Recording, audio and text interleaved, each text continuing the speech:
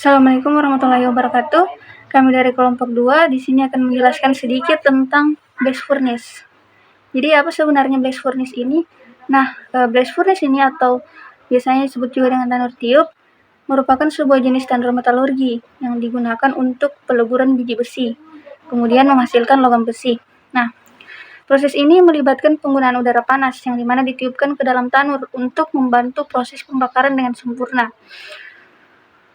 Untuk selanjutnya.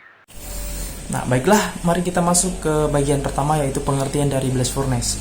Nah, blast furnace ini adalah fasilitas industri yang sangat penting dalam proses produksi besi dan baja. Nah, ini merupakan suatu struktur besar yang kompleks dan digunakan untuk mengubah biji besi menjadi logam yang lebih murni, terutama besi kasar. Prosesnya itu melibatkan kombinasi antara reaksi kimia dan suhu yang tinggi. Nah, blast furnace ini telah menjadi elemen kunci dalam evolusi industri yang membentuk dunia modern. Nah, sebuah blast furnace umumnya terdiri dari bagian-bagian tertentu yang saling terkait untuk mencapai hasil akhir yang diinginkan. Nah, blast furnace ini telah mengalami berbagai pengembangan dan perbaikan seiring berjalannya waktu.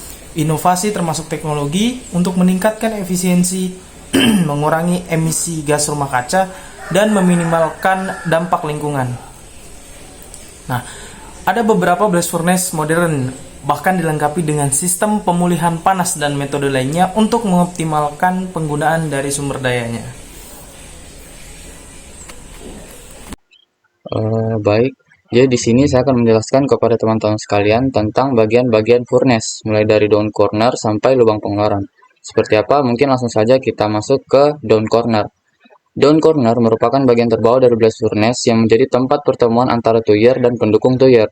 Down corner ini memiliki peran penting dalam mendistribusikan udara panas ke dalam ruang tinggi furnace untuk mendukung proses reduksi biji besi. Kemudian ada corong penerima. Corong penerima ini berfungsi sebagai tempat untuk menerima dan menyimpan biji besi, kokas, dan batu kapur yang merupakan bahan baku utama dalam blast furnace. Material-material ini kemudian secara terkontrol dimasukkan ke dalam furnace untuk proses selanjutnya. Kemudian ada conveyor. Conveyor pemuatan corong distribusi adalah sistem conveyor yang mengangkut bahan baku dari corong penerima ke corong distribusi. Sistem ini memastikan aliran bahan yang konsisten dan efisien ke dalam blast furnace, teman-teman. Kemudian ada pelapis tahan panas berpendingin air. Adalah lapisan refraktori di dalam blast furnace yang tahan terhadap suhu tinggi, sehingga lapisan ini menahan suhu tinggi dari blast furnace. Kemudian sistem pendingin air diintegrasikan untuk mencegah overheating dan menjaga integritas struktural dari pelapis refraktori. Kemudian ada lingkaran pipa pemasukan. Adalah sistem pipa yang mengatur masuknya udara panas ke dalam blast furnace. Udara panas ini merupakan komponen vital dalam proses reduksi biji besi menjadi logam besi. Semburan udara panas adalah proses di mana udara dipompa ke dalam furnace untuk meningkatkan suhu dan mendukung reaksi reduksi yang terjadi di dalam. Udara ini diarahkan ke titik-titik strategis di dalam furnace melalui tuyer. Kemudian ada tuyer, merupakan struktur pendukung yang menyokong tuyer, pengangkat yang memasukkan udara panas ke dalam furnace. Kolom ini harus dirancang dengan kekuatan yang cukup untuk menahan tekanan dan suhu tinggi di dalam blast furnace. Kemudian ada kolom pendukung. Kolom pendukung dalam konteks blast furnace bukan hanya struktur penopang fisik, melainkan juga sistem terintegrasi yang mendukung operasional tuyer dan area sekitarnya. Kemudian ada takik ampas, merupakan struktur penting yang terletak pada bagian bawah blast furnace. Fungsinya adalah untuk menampung ampas yang dihasilkan selama proses reduksi biji besi. Ampas ini termasuk material-material yang tidak diinginkan atau sisa dari bahan baku seperti slag dan abu kokas. Kemudian ada slag ladle, merupakan wadah berbentuk mangkuk yang dirancang untuk mengangkut dan menampung slag. Produk sampingan yang dihasilkan selama proses reduksi di blast furnace. Slag terbentuk dari mineral yang tidak dapat direduksi menjadi logam besi dan diperlukan untuk diangkut keluar dari furnace. Makanya ada slag ladle ini, teman-teman. Kemudian ada penyendok besi atau iron ladle, merupakan wadah berbentuk mangkuk yang digunakan untuk mengangkut logam besi cair yang telah dihasilkan melalui proses reduksi di blast furnace. Dan yang terakhir itu ada lubang pengeluaran atau tap hole, adalah tempat di mana logam besi cair dan slag dikeluarkan dari blast furnace. Proses pelepasan logam besi ini umumnya terjadi secara periodik dan suatu sistem kontrol yang canggih diperlukan untuk memastikan pengeluaran yang tepat waktu dan efisien. Nah, setiap komponen ini, mulai dari kolom pendukung hingga penyandok besi, memainkan peran vital dalam menjalani operasi blast furnace dengan efisien dan keandalan yang tinggi. Desain dan pengolahan yang baik dari masing-masing komponen ini penting untuk memastikan bahwa proses produksi logam besi berlangsung dengan sukses dan memenuhi standar kualitas yang diinginkan. Ketika semua bagian yang bekerja sama, blast furnace dapat menjalankan proses reduksi biji besi secara efisien, menghasilkan logam besi berkualitas tinggi yang dapat digunakan dalam berbagai industri. Nah, bisa dilihat juga pada gambar bagian-bagian blast furnace yang kami tampilkan ini.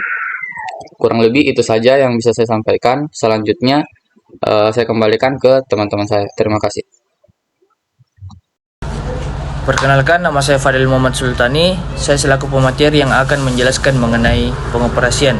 Nah, lanjut ke pengoperasian blast furnace, meliput pemanasan tungku, pemuatan bahan baku, dan peleburan.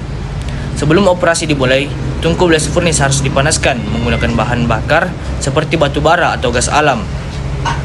Nah, selanjutnya bahan baku dimuat ke dalam tungku melalui pintu pengisian. Ini meliput pemasukan bahan material seperti iron ore, flux, dan kokas. Iron ore atau biji besi dimasukkan ke dalam blast furnace bersama dengan flux. Flux berfungsi sebagai bahan yang membantu memisahkan kotoran dari biji besi dan membentuk slag. Kokas sebagai bahan bakar utama. Kokas berperan penting dalam menyediakan panas yang diperlukan untuk melelehkan biji besi. Ketika dimasukkan ke dalam tungku, lapisan-lapisan kokas dan bahan lainnya membentuk struktur yang mengalir ke bawah ke arah daerah tuyer. Peniupan hot blast air di daerah tuyer. Udara panas ditiupkan melalui tuyer, yakni saluran udara yang memasukkan udara panas ke dalam blast furnace. Udara panas ini memiliki suhu tinggi dan bertujuan untuk membakar kokas di dalam tungku. Saat udara panas bertemu dengan lapisan-lapisan kokas dan material lainnya di daerah stack, reaksi pembakaran dimulai. Reaksi ini menghasilkan suhu yang tinggi, mencapai sekitar 1650 hingga 1700 derajat Celcius. Selanjutnya pembakaran kokas dan pembentukan gas CO. Ketika kokas mulai terbakar secara intensif, karbon dalam kokas bereaksi dengan oksigen dari udara panas, membentuk gas karbon dioksida. Pada suhu yang sangat tinggi di sekitar daerah tuyer, CO2 menjadi tidak stabil dan bereaksi lebih lanjut dengan karbon lainnya dalam kokas, menghasilkan gas karbon monoksida.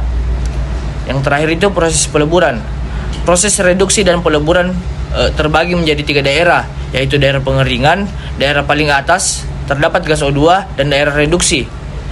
Daerah reduksi yaitu udara panas yang bertemu dengan lapisan-lapisan kokas dan bahan lainnya di zona reduksi memicu reaksi kimia, menghasilkan gas karbon monoksida. Gas karbon monoksida ini bereaksi dengan biji, mengurangi oksida besi menjadi logam besi cair. Yang kedua itu peleburan besi. Besi cair yang dihasilkan dari zona peleburan akan turun ke zona peluncuran dan dipisahkan dari slag, yaitu bahan sampingan yang terbentuk dari reaksi antara batu kapur dengan kotoran dalam biji besi. Nah, itu saja dari saya. Selanjutnya dibahas oleh Baik Ibu, di sini saya akan menjelaskan tentang efisiensi blast furnace. Ya, pertama itu heat recovery, di mana efisiensi ini bisa ditingkatkan sebenarnya dengan memulihkan panas dari proses peleburan untuk kita gunakan kembali nantinya, Bu. Terus dia ada pengurangan limbah. Nah, di teknologi terbaru blast furnace modern ini, dia meminimalkan limbah dengan proses kontrol yang lebih baik dan teknologi untuk penanganan limbah. Dan kita masuk ke otomasi, Bu. Nah, teknologi otomasi ini dapat meningkatkan efisiensi blast furnace dengan mengurangi campur tangan manusia dan meningkatkan kecepatan dan ketepatan proses. Nah, kita tahu manusia itu kadang terjadi kelalaian, tapi kalau mesin itu kayak jarang sekali buat mendapatkan kesalahan dalam proses produksi, sehingga sistem blast furnace yang terbaru ini bisa dibilang sangat efisiensi karena dia meningkatkan kecepatan dan ketepatan dalam proses peleburan. Ya, terima kasih, Bu. Oke, kita lanjut pada slide yang terakhir, yaitu produk hasil dari blast furnace. Nah, ada beberapa macam produk hasil blast furnace. Yang pertama itu ada besi kasar atau pig iron. Nah, pig iron ini merupakan hasil pokok dari dapur tinggi yang berasal dari reaksi reduksi atas biji dengan komposisi sebagai berikut. Yang pertama ada komposisi dari pig iron ini. Yang pertama ada karbon, kemudian mangan, fosfor, belerang, dan silikon. Nah, sifat utama dari besi kasar adalah rapuh atau getas, sehingga hal ini perlu dilakukan pengolahan lebih lanjut untuk menggunakan si pig ironnya ini. Nah, pig iron ini dapat dibedakan menjadi dua macam, yaitu besi kasar putih atau pig iron putih dan besi kasar kelabu atau pig iron kelabu. Oke, lanjut ke hasil produk berikutnya, yaitu terak. Nah, terak ini merupakan produk sampingan dari besi kasar. Umumnya, terak ini mengandung komposisi sebagai berikut. Yang pertama ada silika, alumina, kapur, magnesia, belerang, ferrooksida, dan mangan oksida. Nah, terak ini dapat dikategorikan menjadi terak yang bersifat asam dan terak yang bersifat basa. Hal ini sangat tergantung pada komposisi kapur atau CaO dan magnesia atau MgO terhadap silika dan alumina. Nah, terak juga dapat digunakan sebagai bahan pengganti kerikil pada pengecoran beton, pembuatan aspal dan pupuk fosfat jika kandungan fosfatnya cukup tinggi.